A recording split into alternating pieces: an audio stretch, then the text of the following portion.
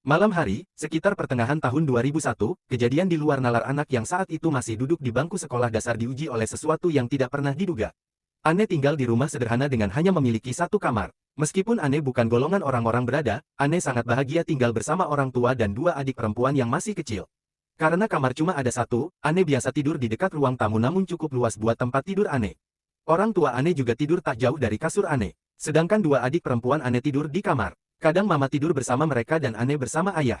Terbiasa tidur terlalu larut malam adalah kebiasaan Ane, karena suka baca komik atau menonton TV.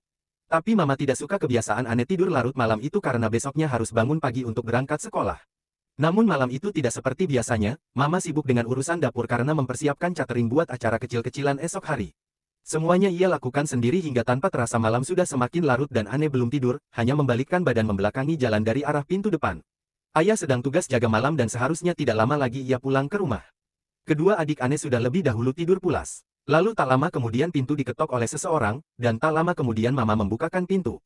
Kenapa bukan Ane? Karena Ane berpura-pura sudah tidur, kalau sampai ketahuan Ane belum tidur, bakal dimarahi deh sama mama.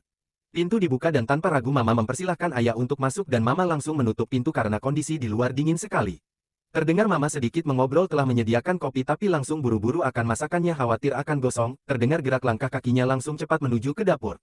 Sedangkan segelas kopi sudah disiapkan mama di meja ruang tamu seperti kebiasaan ayah Ane kalau enggak minum kopi, menyalakan TV, dan langsung tiduran. Tapi malam itu ayah seperti tidak biasanya, lebih banyak diam, bahkan ketika mama tadi mengobrol singkat, ayah tidak merespon. Ane dengar ia menduduki kursi yang terletak di depan TV karena bunyi derak kursi sedang diduduki. Ane mencoba membalikkan badan agar melihat kebiasaan ayah yang tampak aneh malam itu. Sambil berpura-pura seperti orang tidur, Ane perhatikan orang yang duduk di kursi itu. Tampak seperti biasa, duduk diam tanpa menyalakan TV, apalagi meminum kopi. Sungguh aneh pikirku, tidak biasanya ayah begini. Dia bakal duduk menyalakan TV, dan tidak banyak diam seperti itu. Sambil sayu-sayu mata Ane buka sedikit, dan momen tergila dalam hidup Ane melihat mata sang ayah bisa merah seperti sorot lampu cahaya menatap ke arah Ane. Tapi Ane belum berpikir aneh-aneh, karena imajinasi anak SD paling ayah sedang pakai kacamata bercahaya.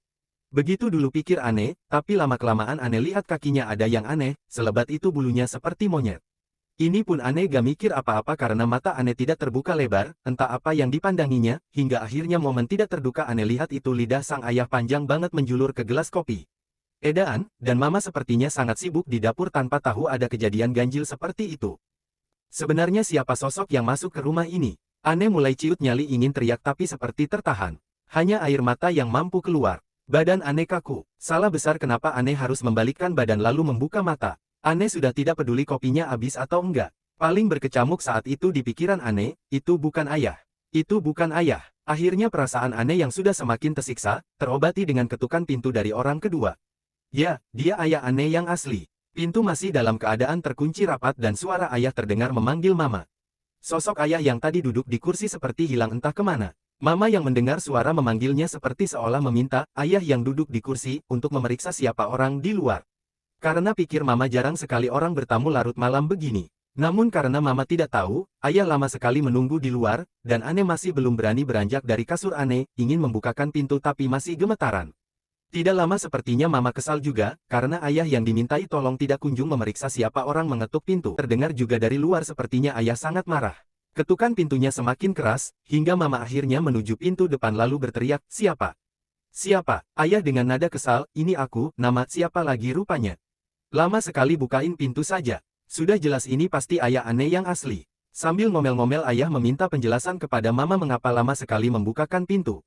Mama seperti tertegun, lama menjawab pertanyaan dari ayah. Mungkin dia bingung, mungkin dia kaget, mungkin tidak menduga atas apa yang terjadi, lalu tidak lama keluarlah perkataan dari mulut mama. "Kenapa ayah kok bisa di luar lagi? Aku tadi udah bukakan pintu." "Bukakan pintu matamu. Aku baru saja pulang. Lama sekali bukakan pintu saja." "Tapi tadi ayah memang tadi sudah pulang, jangan main-main deh." "Tadi apanya? Aku baru saja pulang, tadi itu siapa?" "Itu kopinya sudah agak habis diminum." "Aku baru pulang, jangankan minum kopi, bisa sampai rumah saja sudah." "Syukur." "Terus yang tadi pulang siapa?" Ane sudah mulai memberanikan diri untuk menjelaskan. Tapi dengan teknik anak kelas 2 SD bicara. "Ane, mama, tadi itu seperti bukan ayah, enggak mungkin ayah punya kaki berambut. Dan lidahnya panjang kayak cacing minum kopi." Mendengar itu langsung keduanya terdiam seolah tidak percaya. Apalagi mereka ngelihatin Anne seperti meneteskan air mata tanda rasa takut. Mama juga seperti ikutan takut, meminta ayah untuk menemaninya ke dapur. Dan Anne ikut juga ngacir ke dapur. Kami ngobrol seadanya. Ayah juga terlihat masih kebingungan. Sepertinya dia paham betul cerita dari Anne. Lalu selesai berberes kami bertiga bergegas untuk tidur. Keesokan paginya Mama melanjutkan persiapan catering, dan masih terngiang-ngiang dengan kejadian semalam. Ayah meminta Mama supaya tidak membukakan pintu untuk orang yang tidak menyebutkan salam dan nama saat mengetuk di malam hari. Selebihnya waktu terus berlalu tanpa terjadi lagi kejadian serupa dan amit-amit jangan sampai terjadi lagi.